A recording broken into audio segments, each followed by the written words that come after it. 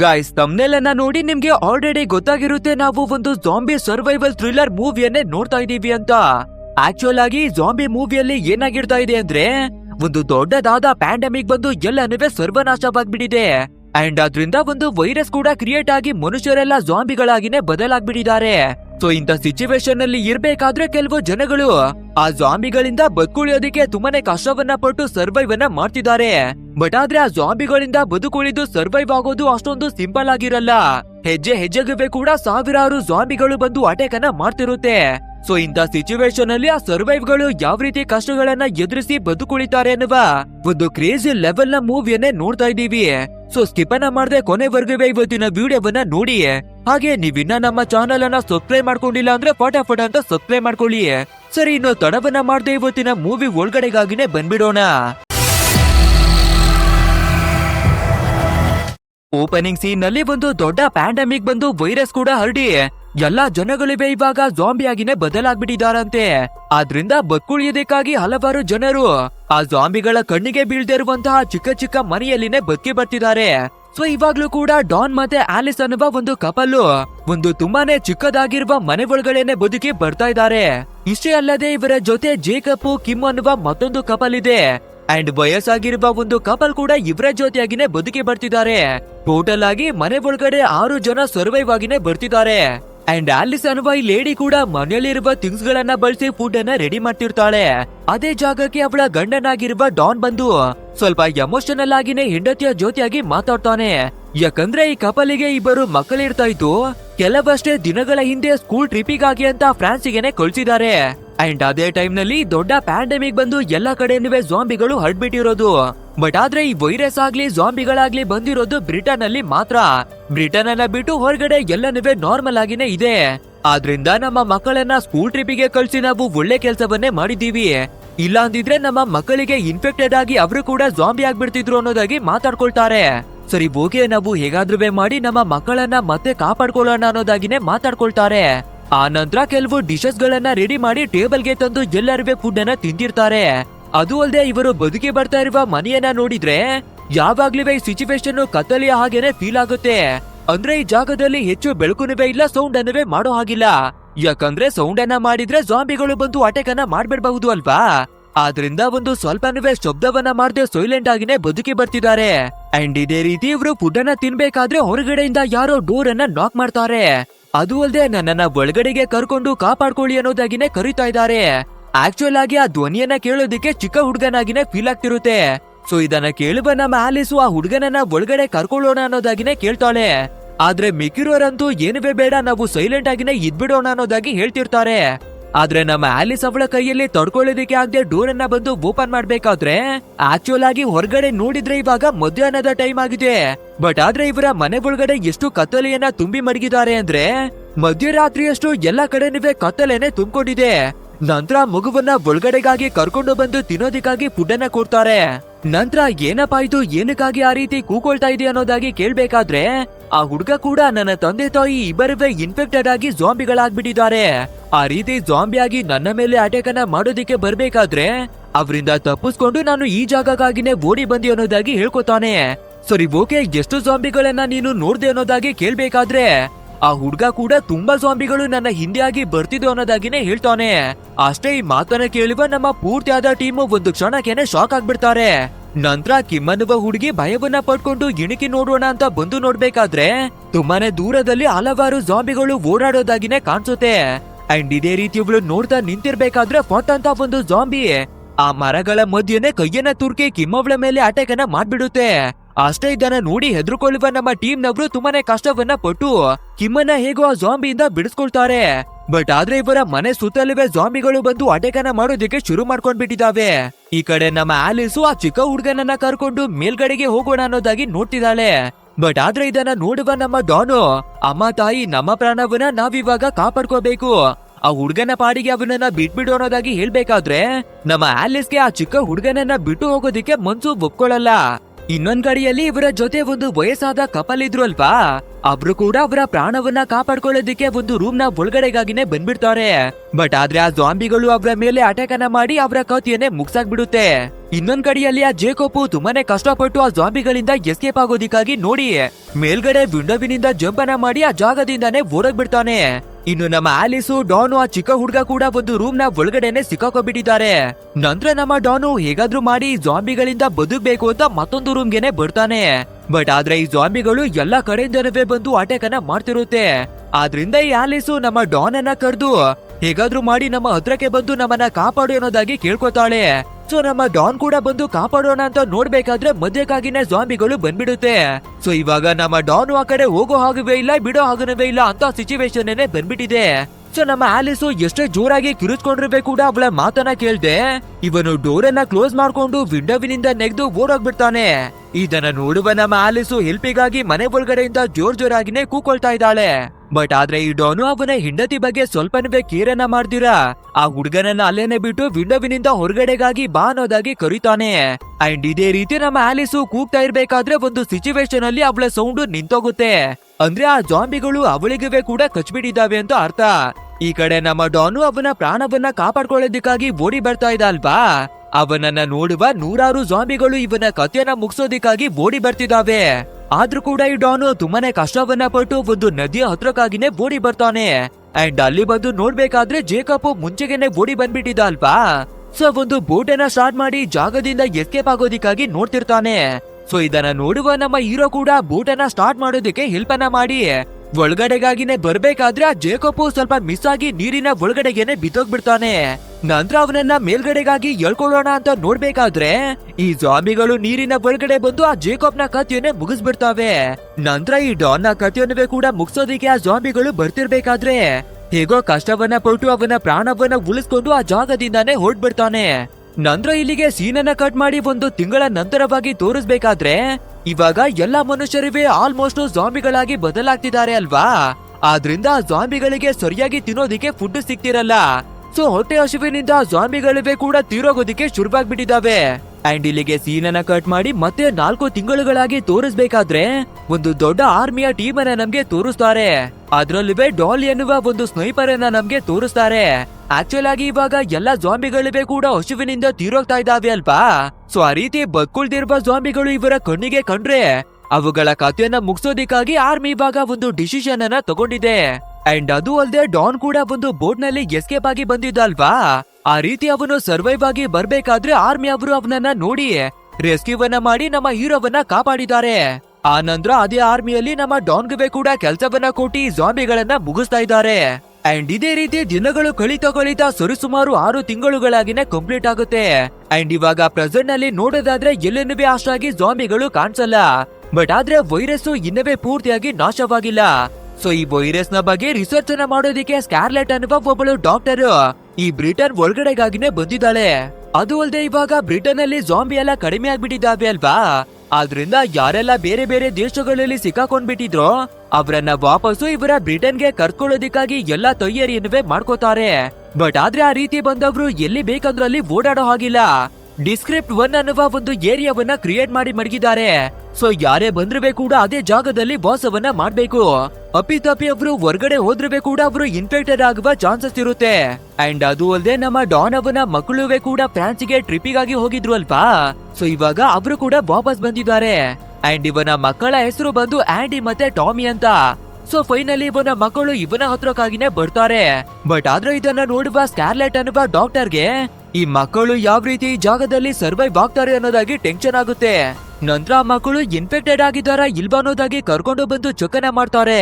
So ಅದೇ ರೀತಿಯಾಗಿ ಆಂಡಿಯನ್ನ ಕರ್ಕೊಂಡು ಬಂದು ಚೆಕಿಂಗ್ ಮಾಡ್ತಿರ್ಬೇಕಾದ್ರೆ ಈ ಸ್ಕಾರ್ಲೆಟ್ ಒಂದು ಕ್ಷಣಕ್ಕೆನೆ ಗಾಬರಿ ಆಗ್ಬಿಡ್ತಾಳೆ.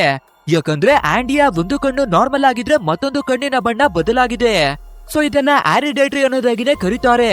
ಸೊ ನಿಮ್ಮ ಫ್ಯಾಮಿಲಿಯಲ್ಲಿ ಯಾರಿಗಾದ್ರೂ ಈ ರೀತಿ ಬೇರೆ ಬೇರೆ ಕಣ್ಣಿನ ಬಣ್ಣ ಇದೆಯಾ ಅಂತ ಕೇಳ್ಬೇಕಾದ್ರೆ ಆಂಡಿ ಕೂಡ ಹೌದು ನನ್ನ ತಾಯಿಗೆ ಈ ರೀತಿ ಆಗಿದೆ ಅನ್ನೋದಾಗಿನೇ ಹೇಳ್ಕೊತಾನೆ. ಹಾಗಿದ್ರೆ ಇವನ ತಾಯಿಯ ಜೀನ್ಸ್ ಇವನಿಗೆ ಬಂದಿದೆ ಅನ್ನೋದಾಗಿ ತಿಳ್ಕೊತಾಳೆ. ನಂತರ ಇವ್ರನ್ನ ಟೆಸ್ಟ್ ಅನ್ನ ಮಾಡಿ ಯಾವುದೇ ರೀತಿ ಇನ್ಫೆಕ್ಟೆಡ್ ಇಲ್ಲ ಅನ್ನೋದಾಗಿನೇ ಕಳಿಸಿಕೊಡ್ತಾರೆ. ನೆಕ್ಸ್ಟ್ ನಮ್ಮ ಡಾನೇನೆ ಬಂದು ಇವ್ರನ್ನ ಪಿಕ್ ಮಾಡ್ಕೊಳ್ತಾನೆ. ಆಕ್ಚುಲ್ ಆಗಿ ಹೇಳ್ಬೇಕು ಅಂದ್ರೆ ಡಿಸ್ಕ್ರಿಪ್ಷನ್ ಒಂದು ಏರಿಯಾವನ್ನ ರೆಡಿ ಮಾಡಿದ್ದಾರೆ ಅಲ್ವಾ. ನಮ್ಮ ಡಾನ್ ಕೂಡ ಅದೇ ಜಾಗದಲ್ಲಿನೇ ಬದುಕಿ ಬರ್ತಿರೋದು. ಅದು ಅಲ್ದಿರ ಇವನು ಕೂಡ ಆರ್ಮಿ ಅವರ ಜೊತೆ ಸೇರಿ ಕೆಲಸವನ್ನ ಮಾಡ್ತಿರೋದ್ರಿಂದ ಈ ಡಿಸ್ಕ್ರಿಪ್ಷನ್ ಏರಿಯಾದ ಸಂಪೂರ್ಣವಾದ ಪಾಸ್ವರ್ಡ್ ಇವನಿಗೆ ಗೊತ್ತಿರುತ್ತೆ. ನಂತರ ನಮ್ಮ ಡಾನು ಅವನ ಮಕ್ಕಳನ್ನ ಕರ್ಕೊಂಡು ಒಂದು ಪೆಂಟ್ ಹೌಸಿಗೆನೆ ಬರ್ತಾನೆ. ಅವ್ರು ಕೂಡ ಮನೆಯೆಲ್ಲ ಹುಡುಕಿ ನಮ್ಮ ಮದರ್ ಎಲ್ಲಿ ಅಂತ ಕೇಳ್ಬೇಕಾದ್ರೆ ನಾವೆಲ್ಲರೂ ಆ ಜಾಂಬಿಗಳಿಂದ ಸರ್ವೈವ್ ಆಗ್ತಿರ್ಬೇಕಾದ್ರೆ ಕೆಲವು ಜಾಂಬಿಗಳು ಕಚ್ಚಿ ನಿನ್ನ ತಾಯಿ ಇನ್ಫೆಕ್ಟೆಡ್ ಆಗ್ಬಿಟ್ರು ಅನ್ನೋದಾಗಿನೇ ಹೇಳ್ಕೊತಾನೆ. ಬಟ್ ಆದ್ರೆ ಆಲಿಸ್ ಅವಳನ್ನ ಒಂಟಿಯಾಗಿನೇ ಬಿಟ್ಟು ನಾನು ಓಡಿ ಬಂದಿ ಅನ್ನೋದಾಗಿ ಹೇಳಲ್ಲ. ಸೊ ಆ ವಿಷಯವನ್ನ ಬಚ್ಚಿಟ್ಟು ಅವಳು ತೀರೋಗ್ಬಿಟ್ಟಿದ್ದಾಳೆ ಅನ್ನೋದಾಗಿ ಹೇಳ್ಕೊತಾನೆ. ಸೊ ಆ ಮಕ್ಕಳಿವೆ ಕೂಡ ತುಂಬಾನೇ ಬೇಜಾರಾಗಿ ಅವತ್ತು ನೈಟು ಡಿನ್ನರ್ ಅನ್ನುವೆ ಮುಗಿಸಿ ಮಲ್ಕೋತಾರೆ. ಆ ರೀತಿ ಮಲ್ಗಿರ್ಬೇಕಾದ್ರೆ ಈ ಮಕ್ಕಳಿಗೆ ಅವರ ಮದರ್ನ ಚಿಂತೆ ತುಂಬಾನೇ ಜಾಸ್ತಿ ಆಗ್ಬಿಡುತ್ತೆ. ಸೊ ನಿದ್ರೆಯಲ್ಲಿವೆ ಕೂಡ ಇವರ ಮದರು ಮತ್ತೆನೆ ಬರ್ತಿರ್ತಾರೆ. ಆದ್ರೆ ಹಲವಾರು ವರ್ಷಗಳಿಂದ ಇವರ ಮದರ್ನ ಮುಖವನ್ನ ನೋಡ್ತಿರೋದ್ರಿಂದ ಇವರ ತಾಯಿಯ ಮುಖನೇ ಇವರಿಗೆ ಮರ್ತೋಗ್ತಿರುತ್ತೆ. ನೆಕ್ಸ್ಟ್ ಡೇ ಮಾರ್ನಿಂಗ್ ಆಗ್ಬೇಕಾದ್ರೆ ನಮ್ಮ ಹೀರೋ ರೆಡಿಯಾಗಿ ಅವನ ಕೆಲ್ಸಕ್ಕಾಗಿನೇ ಹೊರಟು ಬರ್ತಾನೆ. ಆ ಗ್ಯಾಪ್ ಅನ್ನ ನೋಡ್ಕೊಳ್ಳುವ ನಮ್ಮ ಹುಡುಗರಂತೂ ಹೇಗಾದ್ರೂ ಮಾಡಿ ನಾವು ಹಳೆ ಮನೆಗೆ ಹೋಗಿ ನಮ್ಮ ತಾಯಿಯವರ ಫೋಟೋವನ್ನ ತರಬೇಕು ಅಂತ ಆ ಸೇಫ್ಟಿ ಝೋನ್ ಅನ್ನೇ ಬಿಟ್ಟು ಇವರ ಹಳೆ ಮನೆಯನ್ನ ಹುಡುಕಿನೇ ಬಂದ್ಬಿಡ್ತಾರೆ. ಬಟ್ ಆದ್ರೆ ಈ ಸಂಪೂರ್ಣ ಸಿಟಿಯಲ್ಲಿ ಎಲ್ಲಾ ಕಡೆನೂ ಸ್ನೈಪರ್ಗಳು ಕುಳಿತುಕೊಂಡು ಜಾಂಬಿಗಾಗಿ ಕಾಯ್ತಿದ್ದಾರೆ ಅಲ್ವಾ. ಆ ರೀತಿಯ ಸ್ನೈಪರ್ಗಳು ನಮ್ಮ ಹುಡುಗರನ್ನ ನೋಡ್ಬಿಡ್ತಾರೆ. ಅಂಡ್ ನಮ್ಮ ಹುಡುಗರುವೆ ಕೂಡ ಫೈನಲ್ ಆಗಿ ಇವರ ಹಳೆ ಮನೆಯನ್ನ ಹುಡುಕಿ ಒಳಗಡೆಗಾಗಿನೇ ಬಂದು ಇವರ ತಾಯಿಯ ಫೋಟೋವನ್ನ ಹುಡುಕ್ತಿರ್ತಾರೆ. ಬಟ್ ಆದ್ರೆ ಇವರ ಕಣ್ಣಿಗೆ ಕಾಣುವ ಘಟನೆಯನ್ನ ನೋಡಿ ಇಬ್ಬರುವೆ ಕೂಡ ಶಾಕ್ ಆಗ್ಬಿಡ್ತಾರೆ. ಯಾಕಂದ್ರೆ ಇವರ ಫಾದರು ಆಲಿಸು ತೀರೋಗ್ಬಿಡ್ಲು ಅನ್ನೋದಾಗಿ ಹೇಳ್ಕೊಂಡಿದ್ದಲ್ವಾ. ಬಟ್ ಆದ್ರೆ ಆಲಿಸು ತೀರೋಗಿಲ್ಲ, ಬದಲಾಗಿ ಇದೇ ಜಾಗದಲ್ಲಿ ಇನ್ನವೇ ವಾಸವಿದ್ದಾಳೆ. ಅಷ್ಟೇ ಅವಳನ್ನ ನೋಡ್ಬೇಕಾದ್ರೆ ನಮ್ಮ ಹುಡುಗರಿಗೆ ಫುಲ್ಲು ಶಾಕ್ ಆಗ್ಬಿಡುತ್ತೆ. ನಮ್ಮ ತಂದೆ ಏನಕ್ಕಾಗಿ ಈ ರೀತಿ ಸುಳ್ಳನ್ನ ಹೇಳಿದ್ರು ಅಂತ. ನಂತರ ಇವರ ಮದರ್ ಕೂಡ ಮಗಳನ್ನ ಕರೆದು ಹಗ್ಗನ ಮಾಡ್ಕೋಬೇಕಾದ್ರೆ ತುಂಬಾನೇ ಟೈಟ್ ಆಗಿ ಹಗ್ಗನ ಮಾಡ್ಕೋತಾರೆ ಅನ್ಸುತ್ತೆ. ನಮ್ಮ ಆಂಡಿಗೆ ನೋವಾಗ್ಬಿಡುತ್ತೆ. ಸೊ ಹೆದರ್ಕೊಳ್ಳುವ ನಮ್ಮ ಆಂಡಿ ಹೊರಗಡೆಗಾಗಿನೇ ಓಡಿ ಬಂದ್ಬಿಡ್ತಾನೆ. ಬಟ್ ಆದ್ರೆ ಆ ಸ್ನೈಪರ್ಗಳು ನಮ್ಮ ಹುಡುಗರನ್ನ ನೋಡ್ಬಿಟ್ಟಿದ್ರು ಅಲ್ವಾ. ಸೊ ಫಾಲೋವನ್ನ ನೋಡ್ಕೊಂಡು ಇವರ ಮನೆ ಹತ್ರಕ್ಕಾಗಿನೇ ಬಂದ್ಬಿಟ್ಟಿದ್ದಾರೆ. ಅಂಡ್ ಇವಾಗ ನಮ್ಮ ಆಂಡಿ, ಟಾಮಿ ಮತ್ತೆ ಅವರ ಮದರು ಎಲ್ಲರನ್ನೂ ಹ್ಯಾಂಡ್ ಅವರಿಗೆನೆ ತಗೋತಾರೆ. ನಂತರ ಈ 3 ಜನರನ್ನುವೆ ಕೂಡ ಕ್ಯಾಂಪ್ ನ ಒಳಗಡೆಗಾಗಿನೇ ಕರ್ಕೊಂಡು ಬಂದು ಬೇರೆ ಬೇರೆಯಾಗಿನೇ 3 ಜನರನ್ನುವೆ ಕ್ವಾರಂಟೈನ್ ಅನ್ನ ಮಾಡ್ತಾರೆ. ನಂತರ ಈ ಸ್ಕಾರ್ಲೆಟ್ ಅನ್ನುವ ಡಾಕ್ಟರು ಆಲಿಸ್ ಅವಳ ಹತ್ರಕ್ಕಾಗಿನೇ ಬಂದು ಅವಳ ಎಲ್ಲಾ ಗಾಯಗಳನ್ನ ಕ್ಲೀನ್ ಅನ್ನ ಮಾಡ್ತಾರೆ. ನಂತರ ಇವಳಿಗೆ ಏನಾಗಿದೆ ಅನ್ನೋದಾಗಿ ಎಲ್ಲವನ್ನ ಚೆಕ್ ಮಾಡಿ ನೋಡ್ಬೇಕಾದ್ರೆ ನಮ್ಮ ಆಲಿಸ್ ಅವಳ ಒಂದು ಕಣ್ಣು ತುಂಬಾನೇ ರೆಡ್ ಆಗಿನೇ ಬದಲಾಗಿದೆ. ಸರಿ ಓಕೆ, ಇವಳ ಬ್ಲಡ್ ಅನ್ನ ಟೆಸ್ಟ್ ಮಾಡಿ ನೋಡೋಣ ಅಂತ ಬ್ಲಡ್ ಸ್ಯಾಂಪಲ್ ಅನ್ನ ತಗೊಂಡು ಅದನ್ನ ಟೆಸ್ಟ್ ಮಾಡ್ಬೇಕಾದ್ರೆ ಇವರಿಗೆ ಒಂದು ಶಾಕಿಂಗ್ ವಿಷಯನೇ ಗೊತ್ತಾಗುತ್ತೆ. ಅಂದ್ರೆ ಈ ಆಲಿಸ್ ಕೂಡ ವೈರಸ್ ನಿಂದ ಇನ್ಫೆಕ್ಟೆಡ್ ಆಗ್ಬಿಟ್ಟಿದ್ದಾಳೆ. ಆದ್ರೆ ಶಾಕಿಂಗ್ ವಿಷಯ ಏನಂದ್ರೆ ಈ ಆಲಿಸ್ ಇನ್ನವೇ ಜಾಂಬಿ ಆಗಿ ಬದಲಾಗಿಲ್ಲ. ಸೊ ಏನಿಗೆ ಇವಳು ಇನ್ನವೇ ಜಾಂಬಿ ಆಗಿಲ್ಲ ಅಂತ ರಿಸರ್ಚ್ ಅನ್ನ ಮಾಡ್ಬೇಕಾದ್ರೆ ಮತ್ತೊಂದು ಶಾಕಿಂಗ್ ವಿಷಯ ಈ ಸ್ಕಾರ್ಲೆಟ್ಗೆ ಗೊತ್ತಾಗುತ್ತೆ. ಅಂದ್ರೆ ನಮ್ಮ ಆಲಿಸ್ ಅವಳ ಹ್ಯೂಮಿನಿಟಿ ಬಂದು ತುಂಬಾನೇ ರೇರ್ ಆದ ಮತ್ತು ಯೂನಿಕ್ ಆದ ಹ್ಯೂಮಿನಿಟಿ ಆಗಿದೆ. ಸೊ ಬೇರೆ ಜಾಂಬಿಗಳು ಇವಳಿಗೆ ಕಚ್ಚಿ ಇನ್ಫೆಕ್ಟೆಡ್ ಅನ್ನ ಮಾಡಿದ್ರುವೆ ಕೂಡ ಇವಳ ಬಾಡಿಯಲ್ಲಿರುವ ಹ್ಯೂಮಿನಿಟಿ ಪವರ್ ಅದರ ವಿರುದ್ಧವಾಗಿ ಫೈಟ್ ಅನ್ನ ಮಾಡ್ತಿದೆ. ಸೊ ಅದೇ ಕಾರಣದಿಂದ ಇವಳು ಇನ್ನವೇ ಜಾಂಬಿಯಾಗಿ ಬದಲಾಗಿಲ್ಲ. ಆದ್ರಿಂದಾನೇ ಇವಳು ಹಲವಾರು ವರ್ಷವಾಗಿದ್ರುವೆ ಕೂಡ ಸರ್ವೈವ್ ಅನ್ನ ಮಾಡೋದಿಕ್ಕಾಗಿದೆ ಅಂತ ತಿಳ್ಕೊತಾಳೆ. ಇವಳೇನೋ ಜಾಂಬಿಯಾಗಿ ಬದಲಾಗೋದಿಲ್ಲ ಓಕೆ, ಬಟ್ ಆದ್ರೆ ಆ ಜಾಂಬಿಗಳ ವೈರಸ್ ಇವಳ ಬ್ಲಡ್ ನ ಒಳಗಡೆಗೆ ಮಿಕ್ಸ್ ಆಗಿದೆ. ಸೊ ಇವಳ ಬ್ಲಡ್ ಆಗ್ಲಿ ಎಂಜಲ್ ಬೇರೆಯವರಿಗೆ ಸೇರಿದ್ರೆ ಬೇರೆಯವರು ಜಾಂಬಿ ಆಗಬಹುದು ಅನ್ನೋದಾಗಿನೂ ತಿಳ್ಕೊತಾಳೆ. ನಂತರ ಎಲ್ಲಾ ವಿಷಯವನ್ನ ತಿಳ್ಕೊಳ್ಳುವ ಸ್ಟೋನ್ ಅನ್ನುವ ಒಬ್ಬ ಜನರಲ್ ಮ್ಯಾನೇಜರ್ ಅಲ್ಲಿಗೆ ಬಂದು ಇವಳು ಇನ್ಫೆಕ್ಟೆಡ್ ಆಗಿದ್ದಾಳೆ ಅಂದ್ರೆ ಮಡಿಕೊಂಡು ಇನ್ನವೇ ಏನನ್ನ ಮಾಡ್ತಾ ಇದ್ದೀರಾ, ಸೊ ಇದೇ ಕ್ಷಣ ಅವಳ ಕಥೆನ ಮುಗಿಸ್ಬಿಡಿ ಅನ್ನೋದಾಗಿನೇ ಆರ್ಡರ್ ಕೊಡ್ತಾನೆ. ಬಟ್ ಆದ್ರೆ ನಮ್ಮ ಸ್ಕಾರ್ಲೆಟ್ಗೆ ತುಂಬಾನೇ ಯೂನಿಕ್ ಆದ ವಿಷಯ ಗೊತ್ತಾಗಿದೆ ಅಲ್ವಾ. ಸೊ ಇವಳ ರಕ್ತ ಮತ್ತೆ ಜೀನ್ಸ್ ಅನ್ನ ಬಳಸ್ಕೊಂಡು ನಾವು ವ್ಯಾಕ್ಸಿನ್ ಅನ್ನ ಕಂಡು ಹಿಡಿಬಹುದು. ಸೊ ಇವಳನ್ನ ಇಟ್ಟು ನಾವು ತುಂಬಾನೇ ಎಕ್ಸ್ಪೆರಿಮೆಂಟ್ ಅನ್ನ ಮಾಡಿ ವೈರಸ್ ಅನ್ನ ನಿವಾರಣೆ ಮಾಡಬಹುದು ಅನ್ನೋದಾಗಿ ಹೇಳ್ತಾಳೆ. ಬಟ್ ಆದ್ರೆ ಆ ಸ್ಟೋನು ಇವಳ ಮಾತನ್ನ ಕೇಳೋದಕ್ಕೆ ಸ್ವಲ್ಪ ಕೂಡ ರೆಡಿ ಇಲ್ಲ. ಅಂಡ್ ಇಲ್ಲಿಗೆ ಸೀನ್ ಅನ್ನ ಕಟ್ ಮಾಡಿ ನಮ್ಮ ಡಾನ್ ಅನ್ನ ತೋರಿಸ್ಬೇಕಾದ್ರೆ ಇವನಿಗೂ ಕೂಡ ನಡೆದಿರುವ ಎಲ್ಲಾ ವಿಷಯನವೇ ಗೊತ್ತಾಗ್ಬಿಟ್ಟಿದೆ. ಸೊ ನಮ್ಮ ಮಕ್ಕಳನ್ನ ಬಂದು ಮೀಟ್ ಮಾಡೋಣ ಅಂತ ಮಕ್ಕಳ ಹತ್ರಕ್ಕಾಗಿನೇ ಬರ್ಬೇಕಾದ್ರೆ ಇವನ ಮಗಳಂತೂ ಸರ್ಸರಿಯಾಗಿನೇ ಬೈದು ಜಗಳಕ್ಕಾಗಿನೇ ಬಿದ್ಬಿಡ್ತಾಳೆ. ನಮ್ಮ ತಾಯಿ ತೀರೋಗಿದ್ದಾರೆ ಅನ್ನೋದಾಗಿ ನಮ್ಮ ಹತ್ರವಾಗಿ ಸುಳ್ಳನ್ನ ಹೇಳಿದ್ರಿ, ಬಟ್ ಆದ್ರೆ ನಮ್ಮ ತಾಯಿ ಇನ್ನವೇ ಬದುಕಿದ್ದಾರೆ ಅನ್ನೋದಾಗಿ ಹೇಳ್ಬೇಕಾದ್ರೆ ಇದನ್ನ ಕೇಳುವ ಡಾನು ಇನ್ನವೇ ಶಾಕ್ ಆಗ್ಬಿಡ್ತಾನೆ. ಅರೆ ಅವಳನ್ನ ಒಂಟಿಯಾಗಿ ಬಿಟ್ಟಿದ್ದು ನನಗೆ ಮಾತ್ರ ಗೊತ್ತಿತ್ತು, ಬಟ್ ಆದ್ರೆ ಇವಾಗ ಇವರಿಗಿವೆ ಗೊತ್ತಾಗ್ಬಿಡ್ತಲ್ಲ ಅನ್ನೋದಾಗಿ ಟೆನ್ಷನ್ ಆಗ್ತಾನೆ. ಆದ್ರೂ ಕೂಡ ಇವಾಗ ಇವನು ಆರ್ಮಿಯಲ್ಲಿ ವರ್ಕ್ ಅನ್ನ ಮಾಡಿ ಬರ್ತಿರೋದ್ರಿಂದ ಎಲ್ಲಿಗೆ ಬೇಕಾದ್ರೂ ಹೋಗುವ ಒಂದು ಪರ್ಮಿಷನ್ ಇದೆ ಅಲ್ವಾ. ಸೊ ಅದೇ ಅಥಾರಿಟಿ ಪವರ್ ಅನ್ನ ಬಳಸ್ಕೊಂಡು ಇವನ ಹೆಂಡತಿಯನ್ನ ಮೀಟ್ ಮಾಡೋದಿಕ್ಕೇನೆ ಬರ್ತಾನೆ. ಒಳಗಡೆ ಬಂದಿದ್ ಕೂಡಲೇ ತುಂಬಾನೇ ಎಮೋಷನಲ್ ಆಗಿ ನಿನ್ನ ಒಂಟಿಯಾಗಿ ನಾನು ಬಿಡ್ಬಾರ್ದಿತ್ತು, ಬಟ್ ಆದ್ರೆ ಅವತ್ತು ಆ ಜಾಂಬಿಗಳಿಂದ ಬದುಕುಳಿಯೋದಿಕ್ಕೆ ನನ್ನ ಹತ್ರವಾಗಿ ಬೇರೆ ದಾರಿನೇ ಇದ್ದಿರ್ಲಿಲ್ಲ.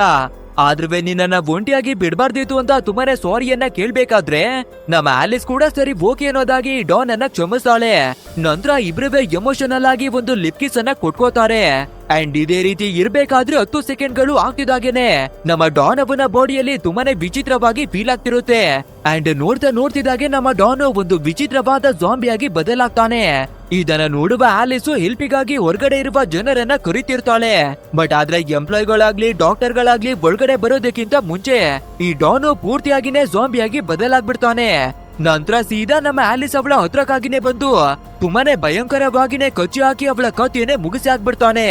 ನಂತರ ಹೊರಗಡೆ ಬಂದು ಇವನ ಕೈಗೆ ಯಾರೆಲ್ಲ ಸಿಗ್ತಾರೋ ಎಲ್ಲರಿಗೂ ಕಚ್ಚಿ ಅವರನ್ನೇ ಕೂಡ ಜಾಂಬಿಯನ್ನಾಗಿನೇ ಮಾಡ್ಬಿಡ್ತಾ ಇದ್ದಾನೆ. ಅಷ್ಟೇ ಇದನ್ನ ನೋಡುವ ಜನರಂತೂ ತುಂಬಾನೇ ಭಯವನ್ನ ಪಡ್ಕೊಂಡು ಎದ್ನೋ ಬಿದ್ದೋ ಅನ್ನೋದಾಗಿ ಎಲ್ಲ ಕಡೆ ಓಡ್ತಿದ್ದಾರೆ.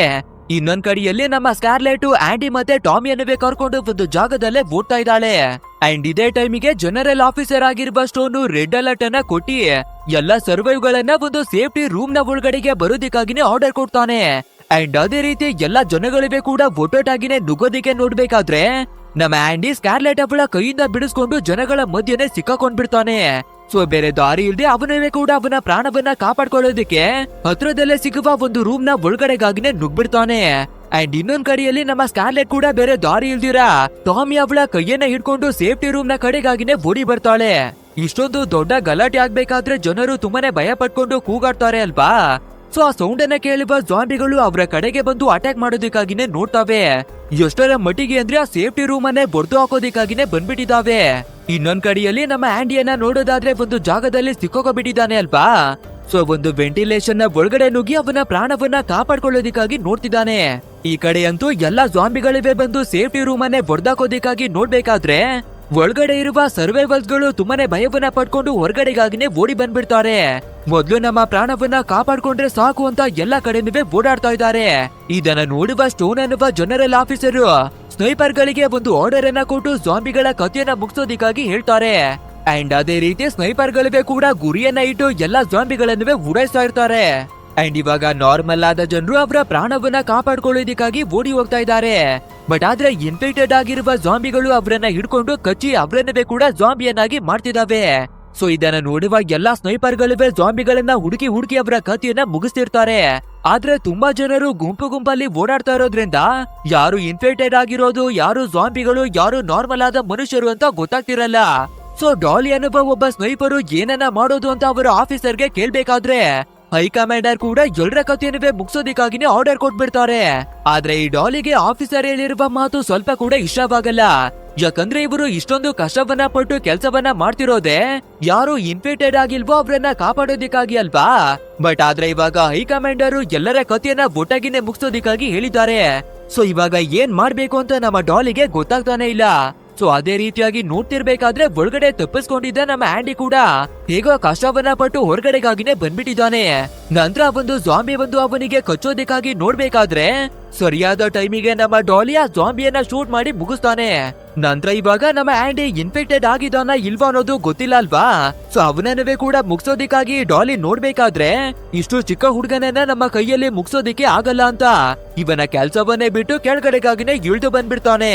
ಇವಾಗ ನಮ್ಮ ಆಂಡಿ ಎಲ್ಲಿಗೆ ಹೋಗ್ಬೇಕು ಏನನ್ನ ಮಾಡ್ಬೇಕು ಅಂತ ಗೊತ್ತಾಗದೆ ಒಂದು ಜಾಗದಲ್ಲಿ ನಿಂತಿರ್ಬೇಕಾದ್ರೆ ಒಬ್ಬ ವ್ಯಕ್ತಿ ಒಂದು ಸ್ಟೋರ್ ರೂಮ್ ನ ಒಳಗಡೆ ಬರೋದಕ್ಕಾಗಿನೇ ಕರೀತಾನೆ. ಸರಿ ಓಕೆ ಅಂತ ನಮ್ಮ ಆಂಡಿ ಕೂಡ ಒಳಗಡೆ ಬಂದು ನೋಡ್ಬೇಕಾದ್ರೆ ನಮ್ಮ ಸ್ಕಾರ್ಲೆಟ್ ಮತ್ತೆ ಟಾಮಿ ಕೂಡ ಇದೇ ಜಾಗದಲ್ಲಿ ಬಚ್ಚಿಟ್ಕೊಂಡಿರ್ತಾರೆ. ಇಷ್ಟೇ ಅಲ್ಲದೆ ಇವರ ಜೊತೆ ತುಂಬಾ ಜನರು ಬಂದು ಈ ಜಾಗದಲ್ಲಿ ಬಚ್ಚಿಟ್ಕೊಂಡಿದ್ದಾರೆ. ಅದ್ರಲ್ಲಿ ಇವಾಗ ಒಬ್ಬಳು ಮುದುಕಿ ಮೇಲಕ್ಕಾಗಿನೇ ಎದ್ದು ನಿಂತು ಹೊರಗಡೆ ಆರ್ಮಿ ಅವರು ಎಂತ ಕೆಲ್ಸವನ್ನ ಮಾಡ್ತಿದ್ದಾರೆ, ಜಾಂಬಿಗಳನ್ನ ಸಾಯಿಸೋದ್ ಬಿಟ್ಟು ನಾರ್ಮಲ್ ಆದ ಮನುಷ್ಯರಿಗೆ ಏನಕ್ಕೆ ಶೂಟ್ ಮಾಡ್ತಾ ಇದ್ದಾರೆ ಅನ್ನೋದಾಗಿ ಕೇಳ್ತಾಳೆ.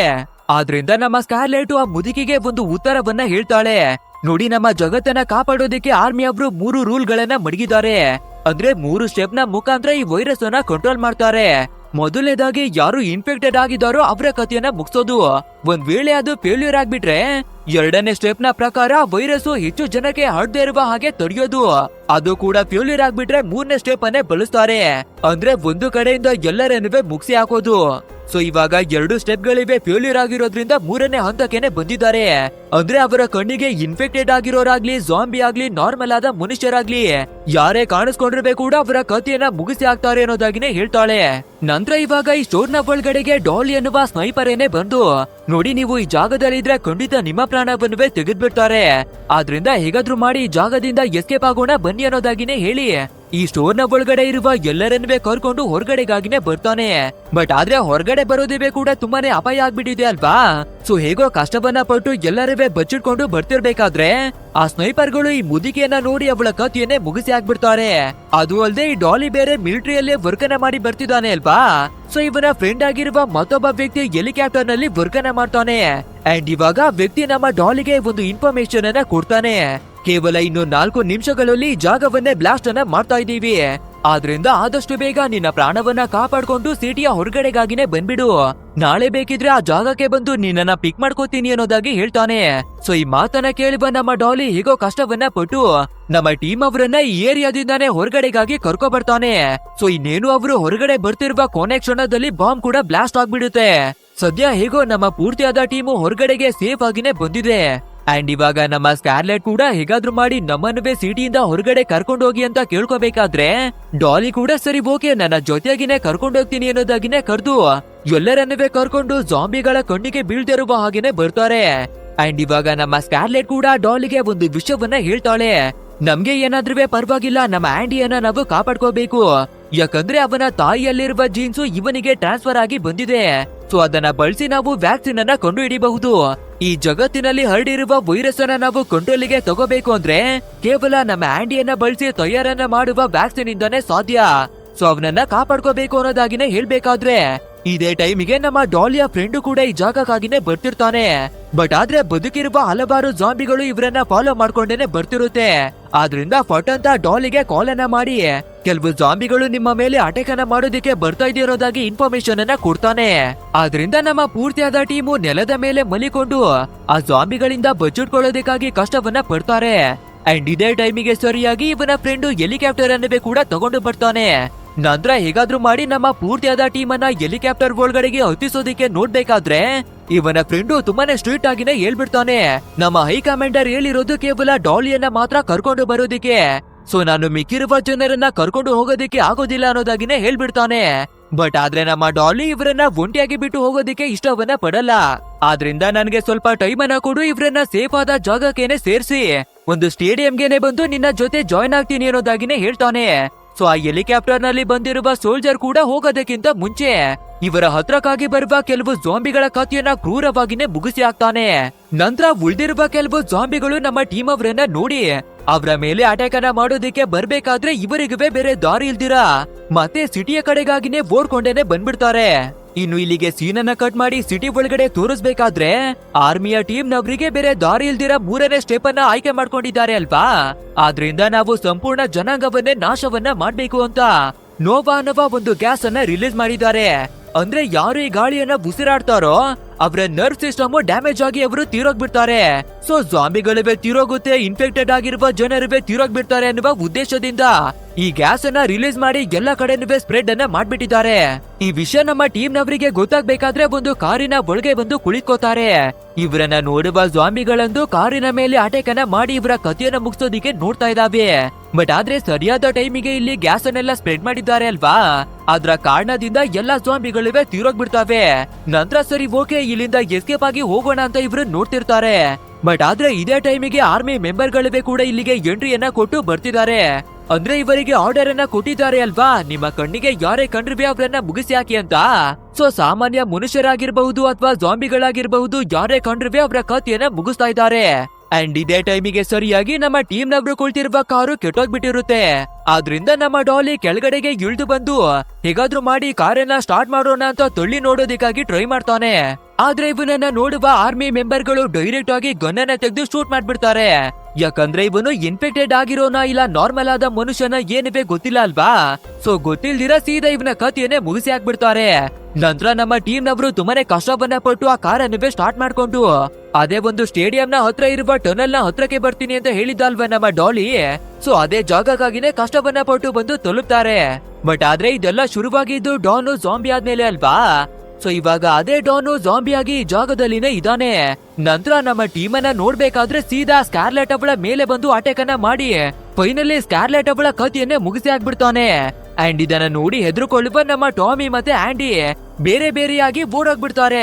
ಆ ನಂತರ ಈ ಡಾನು ನಮ್ಮ ಆಂಡಿಯನ್ನ ಹುಡುಕಿ ಅವನಿಗೂ ಬಂದು ಕಚ್ಚಿಬಿಡ್ತಾನೆ. ಬಟ್ ಆದ್ರೆ ಇದನ್ನ ನೋಡುವ ನಮ್ಮ ಟಾಮಿ ತುಂಬಾನೇ ಕೋಪವನ್ನ ಮಾಡ್ಕೊಂಡು ಸ್ಕಾರ್ಲೆಟ್ ಅವಳ ಗನ್ನನ್ನ ಎತ್ಕೊಂಡು ಡಾನ್ ನ ಕಥೆಯನ್ನ ಮುಗಿಸಿ ಆಗ್ತಾಳೆ. ಬಟ್ ಆದ್ರೆ ನಮ್ಮ ಸ್ವಂತ ತಂದೆಯನ್ನ ನಮ್ಮ ಕೈಯಾರೆ ಕೊಳೆ ಮಾಡ್ಬೇಕಾಯ್ತಲ್ಲ ಅಂತ ತುಂಬಾನೇ ಬೇಜಾರನ್ನ ಮಾಡ್ಕೋತಾಳೆ. ಸರಿ ಓಕೆ, ಇವಾಗ ನಾವು ಏನನ್ನುವೆ ಮಾಡೋದಕ್ಕೆ ಆಗಲ್ಲ. ಇಷ್ಟೊಂದು ಜಾಂಬಿಗಳೆಲ್ಲ ಬದಲಾಗಿರೋದು ನಮ್ಮ ಫಾದರ್ ನ ಕಾರಣದಿಂದಾನೆ ಅಲ್ವಾ. ಸೊ ಇವಾಗ ನಾವು ಏನುವೆ ಮಾಡೋಕ್ಕಾಗಲ್ಲ ಅಂತ ಸ್ಟೇಡಿಯಂನ ಒಳಗಡೆಗಾಗಿನೇ ಬರ್ತಾರೆ. ಅಂಡ್ ಸ್ವಲ್ಪ ಹೊತ್ತಾಗ್ಬೇಕಾದ್ರೆ ಒಂದು ಹೆಲಿಕಾಪ್ಟರ್ ನಲ್ಲಿ ಡಾಲಿಯನ್ನ ಕರ್ಕೊಂಡು ಹೋಗೋದಿಕ್ಕಾಗಿನೇ ಬರ್ತಾರೆ. ಬಟ್ ಆದ್ರೆ ನಮ್ಮ ಟಾಮಿ ಮತ್ತೆ ಆಂಡಿ ಡಾಲಿ ತೀರೋಗ್ಬಿಟ್ಟ ಅನ್ನೋದಾಗಿ ಹೇಳ್ಕೊತಾರೆ. ದಯವಿಟ್ಟು ಅಂಕಲ್ ನಮ್ಮ ಪ್ರಾಣವನ್ನ ಕಾಪಾಡಿ ಅಂತ ಕೇಳ್ಕೋಬೇಕಾದ್ರೆ ಆ ಆರ್ಮಿ ಅವರಿಗೂ ಬೇರೆ ದಾರಿ ಇಲ್ದೆ ಚಿಕ್ಕ ಮಕ್ಕಳನ್ನ ಕಾಪಾಡೋಣ ಅಂತ ಎತ್ತಾಕೊಂಡೇನೆ ಬರ್ತಾರೆ. ಅಂಡ್ ಇವಾಗ ಹೆಲಿಕಾಪ್ಟರ್ ಟೇಕ್ ಆಫ್ ಆಗಿ ಸಿಟಿಯನ್ನ ತೋರಿಸ್ಬೇಕಾದ್ರೆ ಸಂಪೂರ್ಣವಾದ ಸಿಟಿನೇ ಧ್ವಂಸವಾಗ್ಬಿಟ್ಟಿರೋದಾಗಿ ತೋರಿಸ್ತಾರೆ. ಅಂಡ್ ಇಲ್ಲಿಗೆ ಸೀನ್ ಅನ್ನ ಕಟ್ ಮಾಡಿ ಕೆಲವು ದಿನಗಳಾಗಿ ನಮ್ಗೆ ತೋರಿಸ್ಬೇಕಾದ್ರೆ ಇವ್ರು ಒಂದು ಹೆಲಿಕಾಪ್ಟರ್ ನಲ್ಲಿ ಬರ್ತಾ ಇದ್ರು ಅಲ್ವಾ. ಆ ಹೆಲಿಕಾಪ್ಟರ್ ಒಂದು ಜಾಗದಲ್ಲಿ ಧ್ವಂಸವಾಗಿ ಬಿದ್ದಿರೋದನ್ನ ನಮ್ಗೆ ತೋರಿಸ್ತಾರೆ. ಅಂದ್ರೆ ನಮ್ಮ ಆಂಡಿಗೆ ಅವನ ಫಾದರ್ ಆಗಿರುವ ಡಾನು ಕಚ್ಚಿ ಇನ್ಫೆಕ್ಟೆಡ್ ಅನ್ನ ಮಾಡ್ಬಿಟ್ಟಿದ್ದ. ಬಟ್ ಆದ್ರೆ ನಮ್ಮ ಆಂಡಿಯ ಒಳಗಡೆ ಇರುವ ಜೀಸ್ ನ ಕಾರಣದಿಂದ ಅವನು ಜಾಂಬಿಯಾಗಿ ಬದಲಾಗಿಲ್ಲ. ಆದ್ರೆ ಬೇರೆಯವರು ಇವನ ಸಂಪರ್ಕಕ್ಕೆ ಬರ್ಬೇಕಾದ್ರೆ ಅವರು ಜಾಂಬಿಯಾಗಿ ಬದಲಾಗಿದ್ದಾರೆ. ಅಂದ್ರೆ ಮತ್ತೆ ಈ ಜಾಂಬಿಗಳ ಹಾರಾಟ ಶುರುವಾಗಿದೆ ಅಂತ ಅರ್ಥ. ಅಂಡ್ ಒಂದು ಟನಲ್ ನ ಒಳಗಡೆಯಿಂದ ನೂರಾರು ಜಾಂಬಿಗಳಿವೆ ಕೂಡ ಹೊರಗಡೆ ಬರೋದಾಗಿ ತೋರಿಸ್ತಾರೆ. ಅದು ಅಲ್ಲದೆ ಬ್ರಿಟನ್ ನಲ್ಲಿ ಮಾತ್ರ ಈ ಜಾಂಬಿಗಳು ಹರಡ್ಕೊಂಡಿದ್ದು ಅಲ್ವಾ. ಬಟ್ ಆದ್ರೆ ಇವಾಗ ಸಂಪೂರ್ಣವಾದ ಜಗತ್ತಿನಲ್ಲೇ ಜಾಂಬಿಗಳೆಲ್ಲ ಹರಡ್ಕೊಂಡಿದೆ. ಅಂಡ್ ಇಲ್ಲಿಗೆ ನಮ್ಮ ಇವತ್ತಿನ ಸ್ಟೋರಿ ಕೂಡ ಎಂಡ್ ಆಗುತ್ತೆ. ಗೈಸ್, ಈ ಮೂವಿ ಹೇಗಿತ್ತು ಅಂತ ತಪ್ಪದೆ ನಮ್ಗೆ ಕಮೆಂಟ್ ಮೂಲಕ ತಿಳಿಸಿ. ಹಾಗೆ ವಿಡಿಯೋ ಏನಾದ್ರೂ ಇಷ್ಟವಾಗಿದ್ರೆ ಒಂದು ಲೈಕ್ ಅನ್ನ ಕೊಟ್ಟು ಇಂಥದ್ದೇ ಅದ್ಭುತವಾದ ವಿಡಿಯೋಗಳನ್ನ ನೋಡೋದಕ್ಕೆ ನಮ್ಮ ಚಾನೆಲ್ ಅನ್ನ ಸಬ್ಸ್ಕ್ರೈಬ್ ಮಾಡ್ಕೊಳ್ಳಿ. ಸರಿ ಓಕೆ, ಮುಂದಿನವಾದ ಒಂದು ಮಾಸಾದ ಮೂವಿಯಲ್ಲಿ ಭೇಟಿಯಾಗೋಣ. So thanks for watching guys and take care of your self.